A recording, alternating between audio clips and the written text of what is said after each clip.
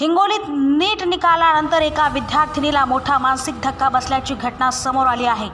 479 गुणांची अपेक्षा असताना केवळ 114 गुण मिळाल्याचा दावा विद्यार्थिनीने केला असून एनटीएकडे न्यायाची मागणी करण्यात आली आहे।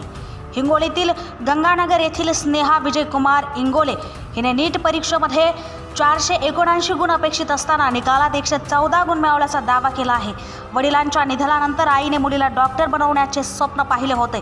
निकालातील तफावतीमुळे विद्यार्थिनीसह आईलाही मानसिक धक्का बसला असून एनटीएकडे OMR व उत्तरपत्रिकेची तपासणी करून न्याय देण्याची मागणी करण्यात आली आहे। माझं नाव स्नेहा विजयकुमार इंगोले। मी नीट 2026चा पेपर दिला होता। जेव्हा एनटीएची आन्सर की आली तेव्हा मी माझे मार्क काउंट केले तर मला 479 मार्क येत होते।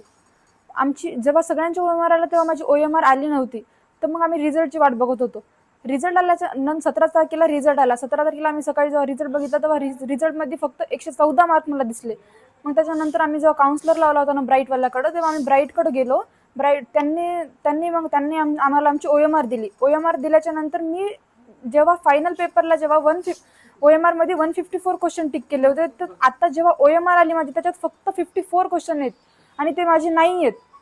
माझं फक्त एवढंच म्हणणं आहे की मला माझी OMR द्या जी ओरिजिनल आहे ती, बाकी मला काही नको। पहिला पेपर झाला 3 मेला। 3 मेला पेपर जेव्हा झाला का त्या पेपरला माझ्या मुलीला चक्कर आली होती पेपरमध्येच।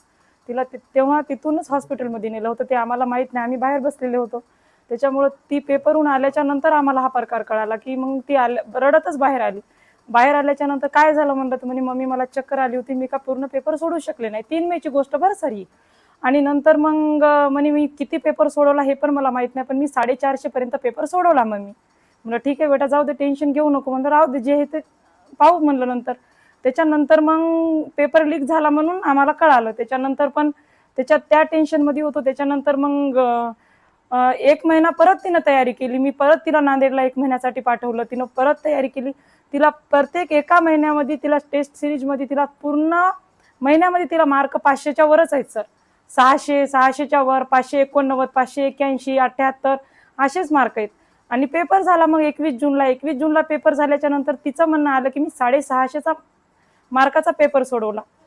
650चा मार्काचा पेपर सोडवला म्हणल्याच्या नंतर घरी आली।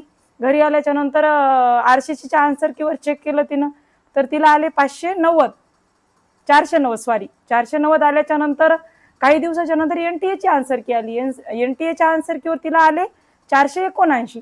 मग त्याच्यानंतर आम्ही निश्चित राहिलो की बाबा आपल्याला चांगलंच कॉलेज भेटते, कारण की आम्ही बौद्ध आहेत।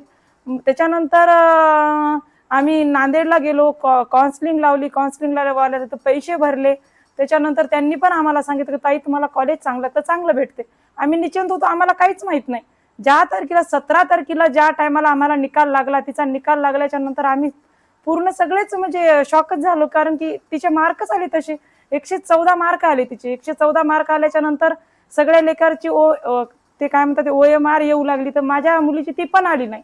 आम्ही परेशान झालो, सगळ्यांना काढली पण आम्हाला कुणालाच तिची निघली नाही। मग आम्ही नांदेडला गेलो, त्या ब्राईटवाल्याला विचारलं, ब्राईटवाल्यानं आम्हाला तिची OMR काढून दाखवली। त्याच्यात तिचे फक्त 114च मार्क येऊ त्याच्यावर। मग त्यांना आम्ही एवढं विचारलं की सर म्हणलं याच्यात काही आहे का रिचेकिंगचं वगैरे, तर ते म्हणले तसं तर काहीच नाही म्हणले ताई, पण तुम्ही एक करू शकता, तुम्ही जिथं एनटीएचं ऑफिस आहे दिल्लीला तिथं तुम्ही जाऊ शकता। म्हणलं दिल्लीला तर आम्ही कसं जाणार? मग माझा मेहुणा आहे दिल्लीला नर्सिंग ऑफिसर म्हणून, आम्ही त्याला पाठवलं तिथं। तो गेला, त्यानं हा सगळा प्रकार तिथं सांगितला। त्यांचं म्हणणं आलं की तुमचे मार्क आणि OMR वरचे मार्क सेम आहेत, याच्यात आम्ही काहीच करू शकत नाही आणि याच्यात काहीच बदल होऊ शकत नाही। माझं म्हणणं एवढंच आहे सर, तुम्ही जर बदल करू शकत नाही तर तुम्ही फक्त आम्हाला आमच्या लेकराची ओरिजिनल आहे ना तुमच्याकडे, ओरिजिनल मार्कशीट दाखवा। एनटीएचं म्हणणं येत असेल की विद्यार्थी AI जनरेट करायले, तर आमच्या पण OMR मध्ये स्कॅम होऊ शकते। हे कसं काय तुम्ही गॅरंटीनं सांगू शकता की स्कॅम झाला नाही म्हणून? तसं तुम्ही आम्हाला प्रूफ करून दाखवा ना। आमचे जे प्रश्न आहेत ते तुम्ही सॉल्व्ह करा, आम्हाला त्याच्यावर काहीच म्हणायचं नाही। माझं फक्त एवढंच म्हणणं आहे की माझ्या मुलीची ओरिजिनल OMR आहे ती तुम्ही मला दाखवा।